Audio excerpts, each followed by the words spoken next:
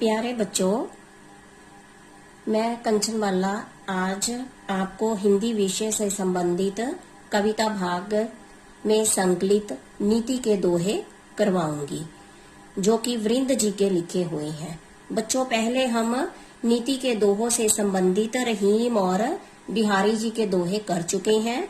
आज हम वृंद जी के दोहे करेंगे, जिसमें से पहला दोहा है, करत करत अभ्यास के जड़मति होत सुजान, रसरी आवत जात ते सिल पर परत निशान। इसमें वृंद जी क्या कह रही हैं कि परिश्रम का बहुत अधिक महत्व है। परिश्रम का अर्थ क्या है? मेहनत, अर्थात हमारे जीवन में मेहनत का बहुत अधिक महत्व है। इसके लिए वे क्या कहते हैं कि लगातार मेहनत करने से, अर्थात करत करत अभ्यास से, अर्थात लगातार मेहनत करने से, जड़मति का अर्थ होता है मूर्ख। जो मूर्ख है वो भी सयाना बन जाता है, अर्थात विद्वान बन जाता है। जिस तरह बार बार रसरी आवत जात ते सिल पर परत निशान, जिस प्रकार बार बार रस्सी घिसने से पत्थर पर भी निशान पड़ जाते हैं, अर्थात हम अगर पत्थर पर रस्सी रगड़ते रहें तो उस पर भी निशान पड़ जाता है। इसी प्रकार जो कमजोर व्यक्ति भी लगातार मेहनत करता रहे तो वो भी अपने लक्ष्य या उद्देश्य को प्राप्त कर सकता है। आगे बच्चों 10वां दोहा है, फेर न हो कपट सो कीजे व्यापार, जैसे हांडी काट की चढ़े न दूजी बार। आगे 10वें दोहे में वृंद जी क्या कहते हैं कि छल और कपट के, ये तो सभी जानते हैं कि छल कपट के व्यवहार जो है वो थोड़ी देर ही चलता है। व्यापार मीन्स जो हम आपस में एक दूसरे के साथ व्यवहार कर रहे हैं। वृंद जी क्या कह रहे हैं कि अगर हम छल कपट का व्यवहार दूसरों के साथ करते हैं तो वो कुछ समय के लिए होता है। जैसे हांडी काट की चढ़े न दूजी बार, जैसे जो लकड़ी की हांडी है, अगर उसे आग पर रखते हैं तो वो एक बार ही रखी जाती है, वो राख बन जाएगी, उसे हम दोबारा नहीं रख सकते। अर्थात यदि हम किसी के साथ एक बार धोखा करते हैं, कपट करते हैं, तो क्या है, उससे बार बार छल या कपट नहीं कर सकते, क्योंकि वो हमारी बात को समझ जाता है। आगे बच्चों 11वां दोहा है, मधुर वचन ते जात मिट, उत्तम जन अभिमान, तनिक शीत जल सो मिटे, जैसे दूध उफान। आगे 11वें दोहे में वृंद जी मीठे वचनों के महत्व को बताते हैं कि मीठे शब्दों का क्या महत्व है। क्या महत्व है मीठे शब्दों का? कि जिस तरह उबल रहे दूध का उफान, अगर दूध उबल रहा है, उसमें क्या है, थोड़ा सा पानी के छींटे डाल दिए जाएं तो वो क्या है, दूध नीचे हो जाएगा, उबलेगा नहीं। उसी तरह क्या कहते हैं कि गर्व या घमंड को मीठे वचनों से शांत किया जा सकता है। कहने का क्या भाव है कि जैसे उबलते हुए दूध में थोड़ा सा पानी के छींटे मार दिए जाएं तो क्या होगा, दूध नीचे हो जाएगा, उबलेगा नहीं। इसी प्रकार क्या है कि घमंड को, अगर किसी में अहंकार है, घमंड है, तो उसे में क्यों कैसे मिटाया जा सकता है? मीठे वचनों से, अच्छे व्यवहार से शांत किया जा सकता है। आगे 12वां दोहा है, अरि छोटो गनियो नहीं, जाते होत बिगार, त्रिन समूह को तनिक में, जारत तनिक अगार। 12वें दोहे में वृंद जी हमें क्या शिक्षा दे रही हैं कि अपने शत्रु को कभी भी छोटा नहीं समझना चाहिए। ये तो हमने भी सुना है। क्यों?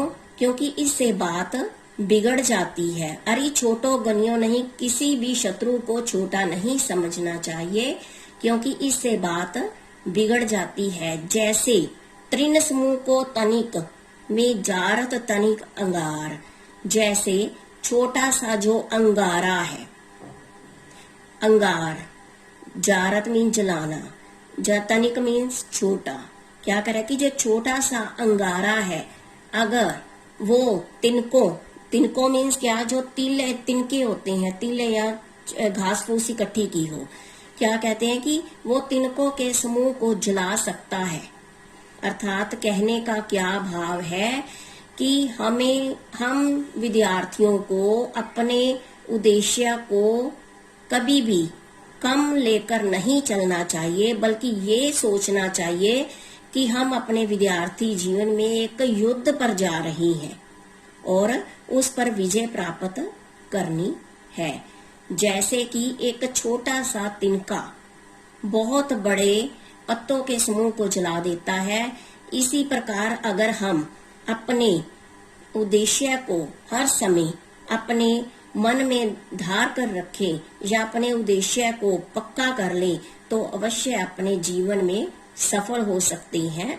अर्थात ये जो दोहा है बच्चों, अपने जीवन में अवश्य धारण करो, क्योंकि यह हमें अपने मंजिल अर्थात अच्छे नंबर पाने संबंधी मंजिल को प्राप्त करने में सफल बनाएगा।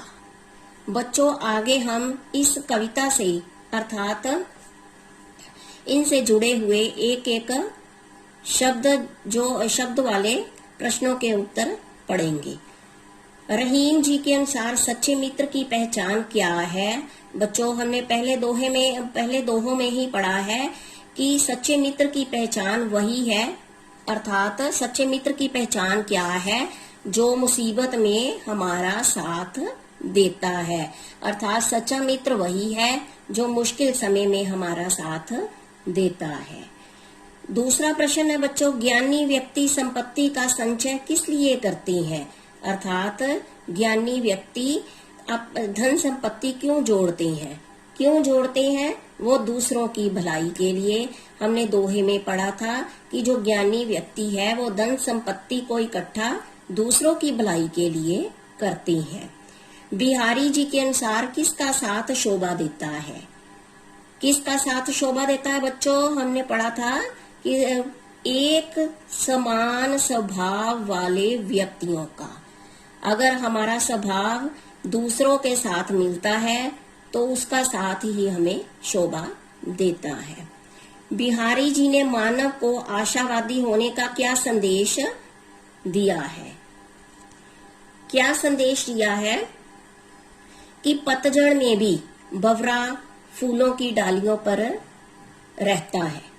हमने एक नीति के दोहों संबंधी एक दोहे में पढ़ा था कि जो भंवरा है वो पतझड़ के मौसम में भी फूलों की डाल पर रहता है, चाहे उस पर फूल नहीं होते। वो किस आशा में रहता है कि बसंत का मौसम आएगा और उस पर फिर से एक बार फूल फल लगेंगे और वह उनका रसपान करेगा।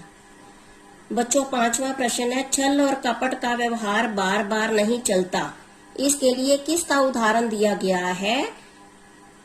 हमने दोहे में किसका उदाहरण पढ़ा था? काठ की हांडी का। अर्थात काठ की हांडी, जो लकड़ी की हांडी है, जो लकड़ी का बर्तन है, उसको एक बार आग पर रखा जा सकता है, बार बार नहीं। इसलिए छल और कपट का जो व्यवहार है वो एक बार हो सकता है, बार बार नहीं। निरंतर अभ्यास से व्यक्ति कैसे योग्य बन जाता है? वृंद जी ने इसके लिए किसका उदाहरण दिया है? किसका उदाहरण दिया है?